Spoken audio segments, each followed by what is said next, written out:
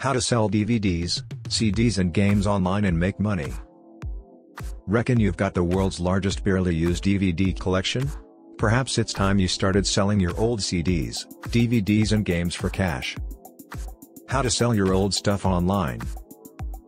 As you can probably guess, the easiest way to sell your unwanted belongings is online. In fact, there's a whole army of trade-in sites just waiting to take your junk and fill your palms with gold, or pennies, depending on what condition they're in. While every site differs in how they do things, generally it's just a case of entering your product barcode, ISBN or product name to get an instant quote, or, better still, scanning with your phone if you use a site with an app. You might find that some sites have a minimum value or number of items, meaning you'll need to scour the room for extra items to sell if you haven't met the minimum amount. If you're happy with the quote you've been given, simply accept the offer, fill in your details and send your items off in the post. In most cases, the postage is free, but double check this first or you could end up forking out more on postage than you learn from selling your stuff. Then comes the fun bit, getting paid. Most sites are pretty quick, and once they've received your items, your money should be with you the following day. How much can you earn from selling things online? So, is it worth selling CDs and DVDs? Depending on what you're selling, and where you're selling it, you can expect to get about 50p-£1 for CDs, £1.50 for DVDs and £15 for video games. While it's possible to earn a bit more by selling offline, trade-in sites are quick, convenient and hassle-free. To get as much money for your old things as you can, it's always best to shop around as much as you can online, as different trade-in sites will often give you different quotes for the same items. And remember that the price you're offered will be based on demand. If you're selling textbooks, for example, you should sell them as soon as possible to make sure the course is still running, and ideally just before term starts. You may find that some sites will offer you what looks like a better deal if you accept a voucher instead of cash.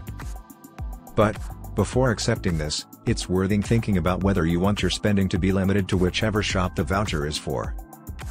Where to sell DVDs, CDs, games and books online. These are the best places to sell DVDs, CDs, games and books online. Music Magpie, Sex, We Buy Books, Game Exchange, eBay, Amazon Marketplace, Zipit.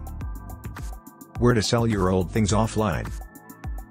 Whilst trade-in sites are often the easiest option to go for, they certainly aren't your only options. What's more, you could even get a better payout if you invest a little more time and effort in the offline world. Here are the best ways to sell your belongings offline.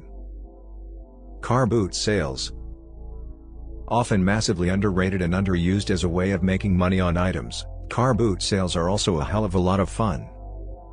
If you've got a lot of stuff to shift, or you can club together with friends, keep an eye on your local paper or look online to find car boot sales near you.